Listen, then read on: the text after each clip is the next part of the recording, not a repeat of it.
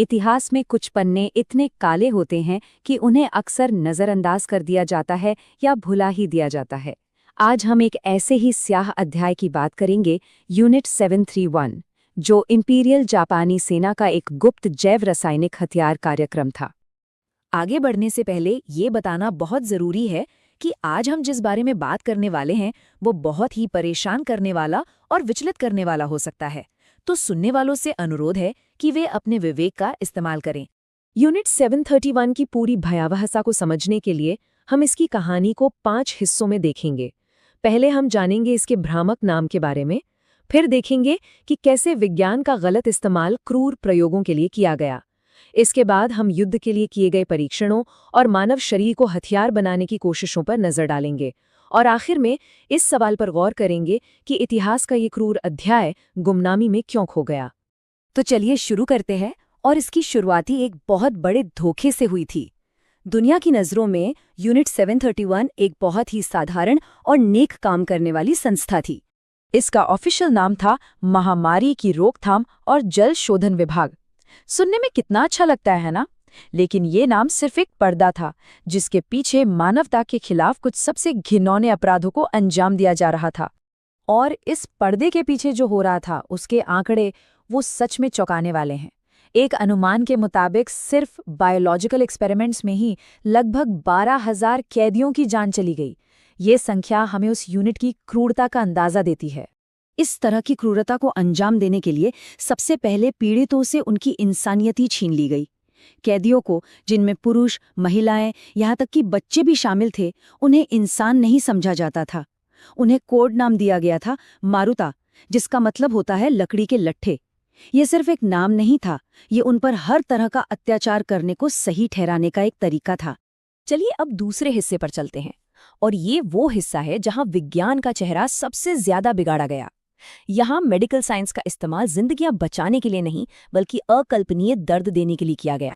मिसाल के तौर पर फ्रॉस्ट बाइट यानी शीत दंश पर इनके प्रयोगों को ही देख लीजिए। ये कैदियों के हाथ पैर बर्फीले पानी में डुबो कर रखते थे, तब तक जब तक वो जमकर पत्थर न हो जाएं। फिर ये देखने के लिए कि वो कितने मजबूत जमे हैं, उन पर डंडों से मारते थे, और उसके बाद जमे हुए अंगों को पिघलाने के लिए भी अलग अलग क्रूर तरीके आजमाते थे, जैसे खौलते पानी में डालना या फिर सीधे आग पर रख देना। एक गवाह ने जो बताया वो सुनकर रोंगटे खड़े हो जाते हैं।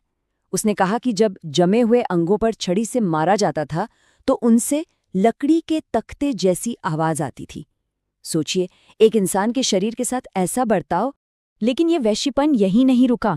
यूनिट 731 में विविसेक्शन मतलब जिंदा इंसानों की चीरफाड़ एक आम बात थी। और सबसे खौफनाक बात ये थी कि ये सारे ऑपरेशन हजारों कैदियों पर तब किए जाते थे जब वे पूरे होश में होते थे। उन्हें बेहोश तक नहीं किया जाता था। इसका मकसद था बीमारियों का असर देखना। कैदियों को जानबूझकर हैजा और प्लेग जैसी बीमारियों से संक्रमित किया जाता था, और फिर उनके मरने से ठीक पहले उनके अंग निकालकर स्टडी किए जाते थे। कुछ मामलों में तो हाथ पैर काटकर शरीर के दूसरे हिस्सों में भी लगा दिए जाते थे। यहाँ तक कि यौन रोगों पर स्टडी करने का तरीका भी उतना ही अमानवीय था।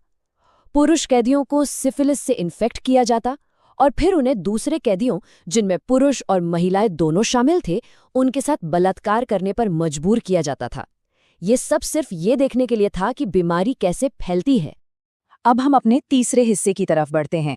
यहाँ प्रयोगों का मकसद था मिलिट्री फायदे के लिए इंसान के शरीर की सहन शक्ति की हदें जानना। उद्देश्य और तरीके के बीच का फर्क देखिए जरा। मकसद था पायलट्स पर जी फोर्स का असर जानना, और तरीका क्या था? इंसानों को एक बहुत बड़े सेंट्रीफ्यूज में बिठाकर तेजी से घुमाना, तब तक जब तक उनकी मौत ना हो जाए।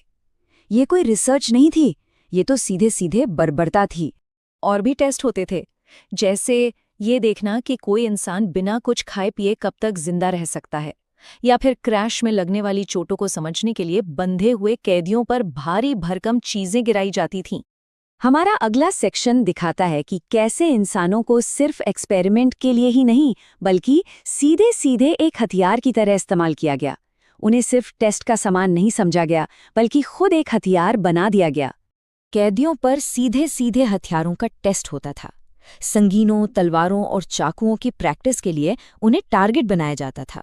उन पर फ्लेम थ्रोअर चलाए जाते थे, उन्हें जहरीली गैस के चेंबर में डाल दिया जाता था और जानबूझकर एक्सरे की इतनी डोज दी जाती थी कि उनकी मौत हो जाए।